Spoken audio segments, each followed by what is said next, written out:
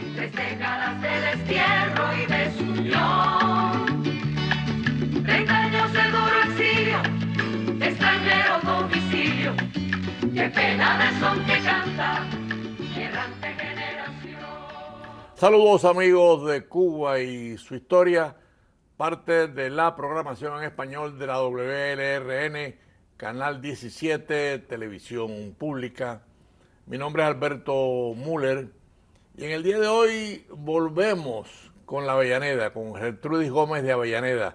Yo diría la gran escritora cubana por excelencia, una mujer que se adentró en la literatura en un momento donde la mujer no ocupaba un lugar preeminente en la sociedad. Sin embargo, su fuerza literaria, su novelística, su poesía, su teatro, la hicieron triunfar. Y en el día de hoy vamos a meternos con mucho amor, vamos a acercarnos con mucha pasión a la obra de la Avellaneda. Y para esto, por supuesto, el doctor Eduardo Lolo, que nos ha acompañado en varios programas sobre estos temas.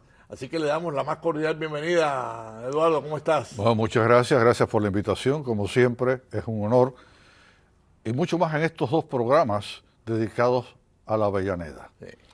Una figura cimera de la cultura española y de la cultura cubana.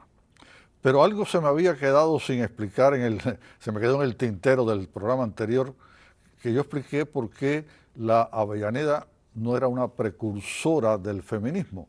Porque el movimiento feminista comenzó con la Convención sobre los Derechos de la Mujer en 1848, aquí en los Estados Unidos, en una ciudad del estado de Nueva York, en Seneca Falls, y se basó, que fue la real precursora del modernismo, en la obra de Mary Wollstonecraft, Vindicación de los Derechos de la Mujer. Ahí estaba el programa, ahí estaba el curso a seguir por el movimiento feminista. Por eso es que es la precursora, ya que las asistentes a esta primera convención sobre el derecho de la mujer desconocían la obra y la actitud de la Avellaneda. Pero eso sí, no se puede de ninguna manera desligar a la Avellaneda del feminismo, aunque no haya sido la precursora. Entonces se me ocurre pedir prestado el término adelantado que se hacía en tiempos de la colonia a aquellos conquistadores que se adelantaban y darle el título, acuñar un nuevo título, te estoy dando la primicia, de que aunque la Avellaneda no fue la precursora del movimiento feminista, fue la adelantada del movimiento feminista. Lo que pasa, Eduardo, que adelantada y precursora son sinónimos, ¿eh? Entonces, tiene mucho que ver, pero el problema es que estas mujeres que iniciaron el movimiento desconocían la obra y la vida de la Avellaneda. Pero bueno, vamos a empezar ya. Vamos a adelantarnos en la obra, que es el tema del programa de hoy, porque es una obra, como tú dijiste, cimera.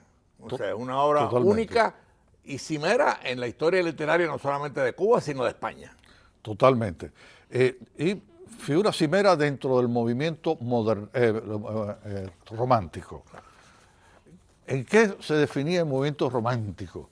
Rapidito, estaba contrario a lo que es la ilustración, lo que son los movimientos anteriores, y se caracteriza por un rechazo al neoclasicismo, que era el movimiento inmediatamente anterior, y a la ilustración, la exaltación de los sentimientos.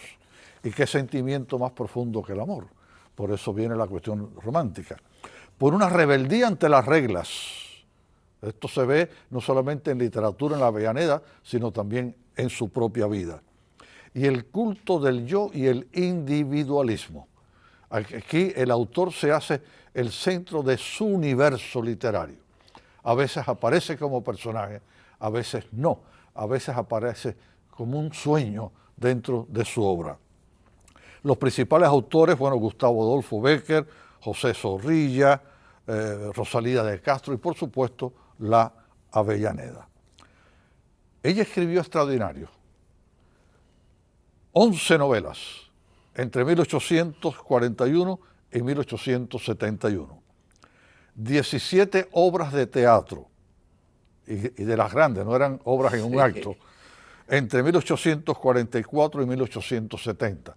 Tanto comedias como tragedias, aunque sus tragedias eran muy superiores a las comedias. Ese es su fuerte en el teatro. Su fuerte de teatro. 7 leyendas entre 1844 y 1871 e infinidad de poemas que aparecieron inicialmente en publicaciones periódicas hasta que fueron recogidos en forma de libro. Vamos a empezar por la primera de sus obras conocidas, Sab, gestada entre 1836 y 1838. Algunos autores dicen que ya la había empezado a escribir en Cuba. La siguió en Francia, en esa pequeña escala que hicieron en Francia, pero la terminó en España, en La Coruña. Es una novela que se publica en 2 tomos en Madrid en el año 41. La obra trata de la situación de las luchas contra la esclavitud en Cuba, aunque utiliza como pretexto, por supuesto, una historia de amor. Pero una historia de amor imposible, una historia de amor prohibida, porque es entre un esclavo mulato, Sab, y una joven blanca de la alta sociedad. Después, Carlota se llama ella, Sab se llama ella, pero es muy interesante porque se publicó en España, pero se censuró en Cuba. Una vez un estudiante me preguntó, pero si Cuba era parte de España, ¿cómo es que se censuró en Cuba y no en España? Y es muy simple, porque en Cuba la economía cubana estaba en manos de los esclavos. Un momento en que había más esclavos que blancos. Sí, era peligroso publicarla en Cuba. Era no permitir su lectura en Cuba, no publicarla, sí, no, tan siquiera permitir su lectura en Cuba. Claro. Mientras que en España, como la economía española no dependía del trabajo esclavo, se podía permitir, entre comillas, que se leyera semejante cosa porque no tenía efectos negativos inmediatos dentro de España. Pero en Cuba se prohibió. No obstante ello, varios ejemplares clandestinamente llegaron a aquellos que en Cuba tenían los mismos ideales. Después entonces publica, 2 años después, Dos mujeres. Dos mujeres es un triángulo amoroso muy interesante, pero ninguna de esas 2 novelas la seleccionó la Avellaneda para sus obras completas. No se sabe a ciencia cierta por qué. Lo que se hace es simplemente conjeturar. Ya habíamos hablado algo de eso en el programa anterior. Todo parece indicar que jugó un papel importante su actitud religiosa de la época, y algunos críticos dicen que fue por influencia de los curas jesuitas, posiblemente su sacerdote confesor. El confesor era prácticamente un guía espiritual más allá de la teología. Si es así, no lo sabemos. De todas formas, lo importante es que ella no lo seleccionó, pero lo importante es que se ha seguido publicando. No, hay una cosa que hay que decir. Sab es una novela, y tú lo indicaste, ¿no? El triángulo, o sea, la relación amorosa o romántica de la novela es muy atrevida. O sea, definitivamente es una decisión de ella de adentrarse en una temática en donde un esclavo pues se enamora de una forma irregular y muy difícil de entender para la época, ¿no? Totalmente. Pero es que precisamente ella selecciona eso porque le da el elemento romántico a la ideología antiesclavista. Entonces ella usa el elemento romántico del idilio amoroso imposible como uno de los instrumentos para reafirmar o vender su ideología antiesclavista. Después escribe, Guatimozin, último emperador de México. Más de 800 páginas. Novela donde el indígena cobra vida como ser humano. Aquí, esto es una opinión muy personal mía, yo creo que tiene muchos puntos de contacto esta novela con la verdadera historia de la conquista de la Nueva España de Bernal Díaz del Castillo, donde el indio, él lo humaniza, lo respeta, ella hace lo propio.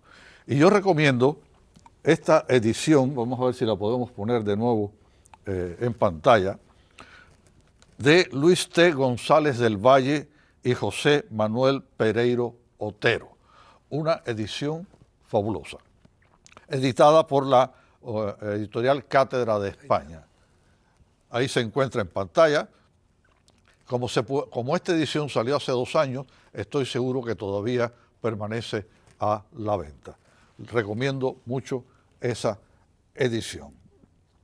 Pero es muy interesante porque el éxito de la Avellaneda como dramaturga, y después vamos a ver hasta dónde llega en la cúspide, es muy superior aún en la época que como novelista.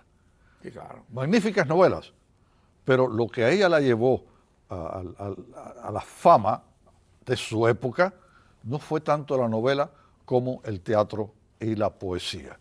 Sí, la crítica la ponen más teatrista que novelista, pero bueno, obviamente, esta es una novela histórica, también se adentra en eso, ¿no? También, pero no es fácil leer 800 páginas, sí, claro. Y sin embargo es muy fácil estar 2 horas en el teatro. De ahí, y además que sus estrenos eran increíbles.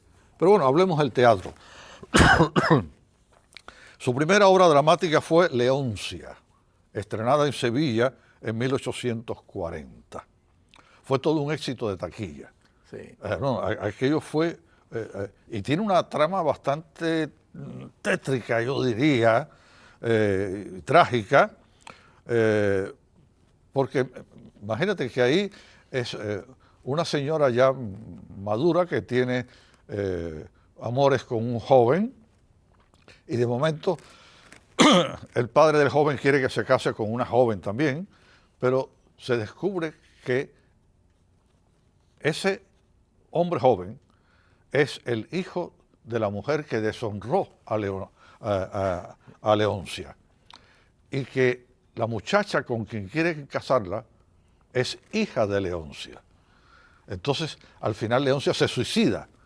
Sí, la trama es muy dramática, sin embargo, no está considerada su mejor obra de teatro. No está considerada su mejor obra de teatro.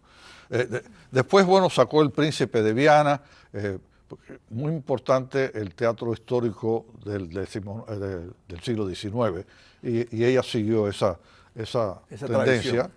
Pero también el teatro religioso. Después ella presentó Saúl, que ella llamó Tragedia Bíblica en 4 actos y en verso. Y muy interesante porque ya aquí no aparece como la señorita Avellaneda, sino como excelentísima señora doña Gertrudis Gómez de Avellaneda de Sabater, porque ella era una mujer casada. Pedro Sabater era el primer esposo de ella. Ya aquí aparece a un nivel superior. De excelencia, ya aquí aparece la excelencia. Sí, no. Reconocida, ¿no? Ya. Pero su obra fundamental, por supuesto, en lo que es el teatro, es Baltasar. Baltasar, pero Baltasar, al igual que Saúl, está basado en un texto bíblico, claro, pero no lo llama texto bíblico. Lo llama drama oriental en 4 actos y en versos, que es su mejor obra teatral. ¿Por qué hace esto ella? Porque en Saúl ella sigue a pie juntilla la fuente bíblica. Aquí no. Aquí es una fuente bíblica, el libro de Daniel, pero sus licencias poéticas e ideológicas van mucho más allá de lo que es el texto bíblico. Ella sabía que se iban a dar cuenta del subterfugio y por eso no puso drama bíblico, sino un drama oriental. Pero un drama oriental que en realidad es un drama muy occidental, porque ella convierte a Judea en Cuba.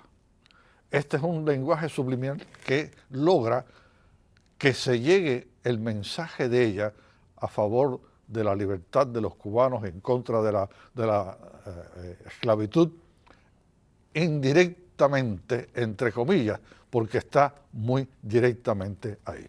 Este es un recurso que utilizó años después el adolescente José Martín Abdala, donde Nubia es Cuba. Aquí Judea es Cuba.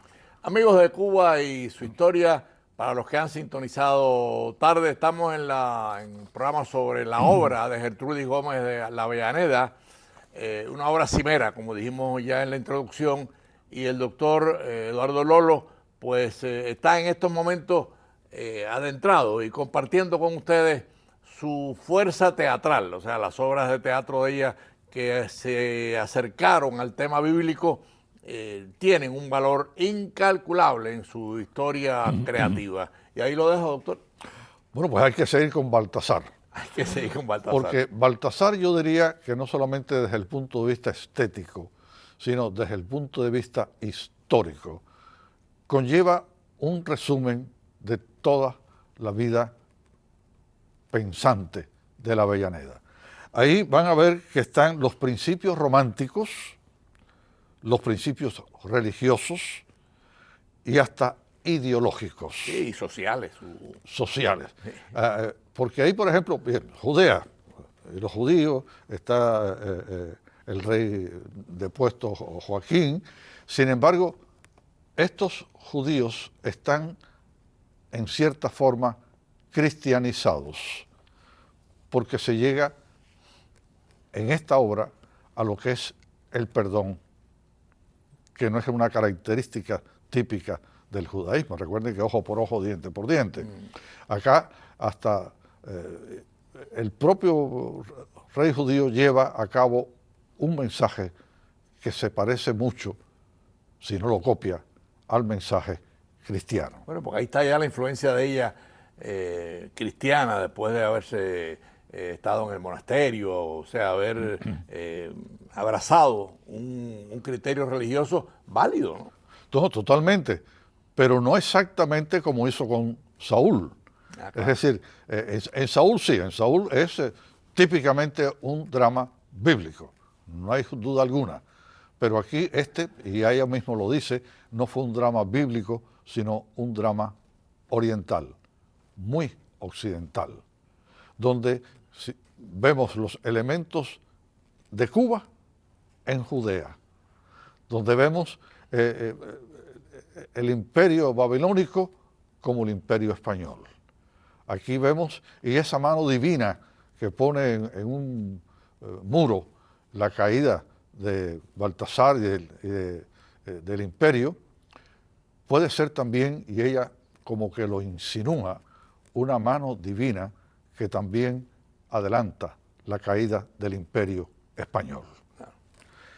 Aquí vemos entonces este recurso que también utilizó Martí. Pero entonces hablemos de las poesías. Antes de entrar en la poesía, doctor, yo quisiera con los amigos oyentes, porque el doctor Eduardo Lolo lo ha insinuado en 2 ocasiones, Martí. Muy próximamente vamos a tener un programa sobre la obra de Martí, no la vida necesaria, la guerra necesaria, y la vida la hemos tratado varias veces. En esta ocasión vamos a la obra de Martí. Aprovecho porque ya se ha mencionado, pero seguimos con la Avellaneda, Ajá. con la peregrina. Bueno, gracias por el comercial, que espero me invites también para ese día. No, eso ya está en preparación ya. Ya está en preparación. Pero es que es imposible, porque es que ellos son los dos que abrieron Cuba en el mundo cultural. Cuba, antes de la Avellaneda y después Martí, era conocida como la tierra del tabaco y del azúcar. Ellos lo pusieron que es la tierra del tabaco, del azúcar y de las letras. Porque lo pusieron a un nivel como si fuera un país de 12 millones de habitantes, y cuando yo tenía 5 o 6 pero si bien, Eduardo, en Baltasar vuelve a surgir con mucha claridad el amor de la Avellaneda por Cuba, lo pasa en casi toda su obra, o sea, se la dedica a Cuba, pero en esta en especial hay toda una implicación de lo que es el futuro de Cuba, la importancia de Cuba en ella, que es fascinante ver cómo ella no se le escapa a Cuba en nada. No se le escapa en nada y sobre todo la mantiene en todo. Es el caso que siempre, y después vamos a ver, porque no puedo resistir la tentación de no leer un poema de la Avellaneda en el programa, como ella llama a Cuba patria, cuando ese era un término políticamente incorrecto en la época. Era subversivo. Era subversivo, porque Cuba era una provincia de ultramar. Sí. Punto. Una provincia no es una patria. La patria es el conjunto de las provincias, pero ya ella la separa del conjunto de las provincias y le da vida propia como patria. En su poesía está Cuba en todas partes. Está Cuba en la palabra, está Cuba en la terminología que ella usa para referirse a Cuba, y sobre todo está Cuba en el subsuelo del sentimiento. El subsuelo del sentimiento que no dudo que en algún momento simplemente le surgía porque sí, sin proponérselo. Era imposible ella, por muy lejos que estuviera de Cuba, por muy gris que estuviera el tiempo en Europa, que sus pupilas no reflejasen el sol de arrebato de Camagüey. Eso es algo, bueno, decía Thomas Mann que donde quiera que él estaba Alemania. Con Martí y con la Avellaneda, donde quiera que ellas estuvieron, estaba Cuba. Y una Cuba dolorida, pero una Cuba soñada también. Ambos yo diría que más allá de la cuestión política, ellos ayudaron a la creación de la cultura cubana como idiosincrasia nacional. Es la forma del ser criollo, es la forma de ver a esa pequeña isla perdida en el mar Caribe como una patria grande, porque grandes fueron sus hijos, entre ellos la Avellaneda. Sí. A mí se me ocurre comentar algo, doctor Lolo, porque tanto la Avellaneda como Cuba, y yo coincido plenamente, o sea, amaron a Cuba con intensidad eterna. Sin embargo, y eso es lo que quería decir, los historiadores me parece que no han colocado a estos dos personajes en la cima de la literatura cubana y universal, y eso no me parece justo. Yo creo que todavía la Avellaneda merece más reconocimiento y por supuesto Martí también. Totalmente de acuerdo, pero muy interesante que la Avellaneda le dieron el título de Poetisa Nacional de Cuba. Sí. Yo creo que eso no se le ha dado a ninguna otra persona. No, a no ser que últimamente le hayan dado ese título a alguna camarada. Le adelanto, doctor, que nos quedan 4 minutos, o sea que tenemos que ir resumiendo el final. Sé que se nos va a quedar algunas cosas. Bueno, entonces no me queda más remedio. Lo siento mucho por los televidentes que conozcan este poema al partir. Perla del mar, estrella del occidente, hermosa Cuba. Tu brillante cielo la noche cubre con su opaco velo, como cubre el dolor mi triste frente. Voy a partir, la chusma diligente para arrancarme del nativo suelo las velas iza, y pronto a su desvelo la brisa acude de tu zona ardiente. Adiós, patria feliz, Edén querido. Doquier que el hado en su furor me impela, tu dulce nombre halagará mi oído. Adiós, ya cruje la turgente vela, el ancla se alza, el buque estremecido, las olas corta y silencioso vuela. Amigos televidentes, estamos llegando al final, nos quedan, pero Adiós patria querida, Edén, adiós patria feliz, Edén querido. Qué frase tan linda, qué frase, yo diría eterna, Edén querido. O sea, ese es el amor de la Avellaneda. Sí, es que todo es que ella viaja físicamente de su patria a España, pero el alma quedó en su patria, su corazón quedó en su patria. Pero además fue un viaje más largo todavía, porque ese viaje de ella fue un viaje geográfico, pero también fue un viaje histórico. Ella llegó a España, pero el barco de su obra, el barco de su vida, llegó más lejos todavía. Llegó del terruño, Camagüey, al universo, porque ella terminó siendo la camagüeyana universal que puso a Cuba en el punto fundamental de la cultura del siglo XIX. Amigos de Cuba y su historia, lamentablemente hemos llegado al final de un programa exquisito, de un programa de historia pura y por supuesto de amor eterno. Ese es el amor que la Avellaneda mostró a Cuba y por supuesto su obra está ahí. No solamente Baltasar, su poemario, su novelística, con elementos antiesclavistas, su poesía amorosa, romántica, cubana hasta la médula, cubana hasta la eternidad.